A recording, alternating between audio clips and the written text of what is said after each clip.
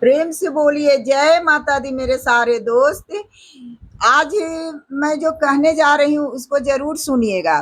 राधा का दर्द, अब तक का सबसे सुंदर मैसेज। यह पढ़ने के बाद एक और एक बाह जरूर निकलेगी। मैंने पढ़ा तो अच्छा लगा, तो मैं सोचा कि आप लोग को भी सुना दूं। कृष्ण और राधा स्वर्ग में विचरण करते हुए अचानक एक दूसरे के सामने आ गए। विचलित से कृष्ण प्रश्नचित सी राधा, कृष्ण शकपकाए, राधा मुस्कुराई। इससे पहले कृष्ण कुछ कहते राधा बोल उठी, कैसे हो द्वारिकाधीश। जो राधा उन्हें कान्हा कान्हा कह के बुलाती थी, उनके मुख से द्वारिकाधीश का संबोधन कृष्ण का भीतर तक घायल कर गया। फिर भी किसी तरह अपने आप को संभाल लिया और बोले राधा से, मैं तो तुम्हारे लिए आज भी कान्हा हूँ, तुम तो द्वारिकाधीश मत कहो। आओ बैठते हैं, कुछ मैं अपनी कहता हूँ, कुछ तुम अपनी कहो। सच कहूँ राधा, जब भी तुम्हारी याद आती थी, इन आंखों से आंसुओं की बूंदे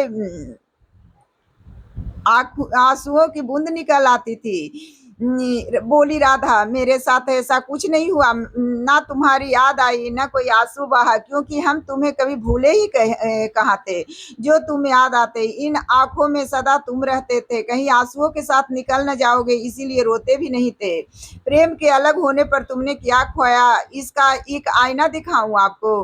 कुछ कड़वे सच प्रश्न सुन पाओ तो सुनाऊं। कभी सोचा इस तरक्की में तुमने कितने पिछड़ गए।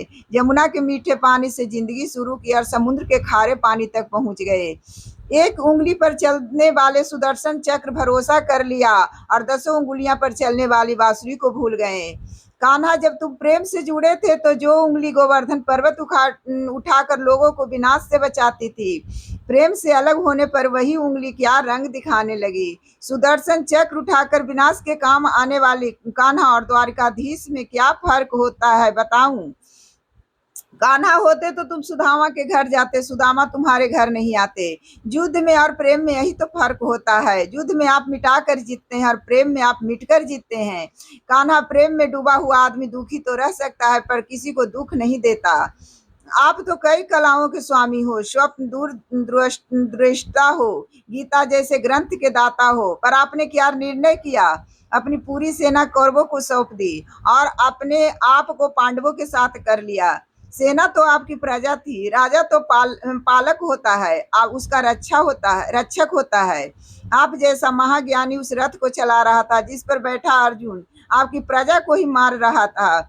आपने प्रजा को मरते देख अपनी करुणा नहीं जागी, क्योंकि आप प्रेम से शून्य हो चुके थे। आज भी धरती पर जाकर देखो, अपनी द्वारिकाधीश वाली छवि को ढूंढते रह जाओगे। हर घर हर मंदिर में मेरे साथ ही खड़े नजर आओगे।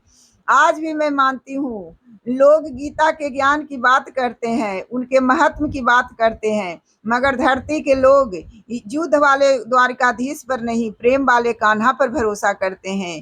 गीता में मेरा दूर दूर तक नाम भी नहीं है, पर आज भी लोग उसके समापन पर राधे राधे करते हैं। प्रेम से बोलिए जय माता दी मेरे सारे दोस्त, जय माता।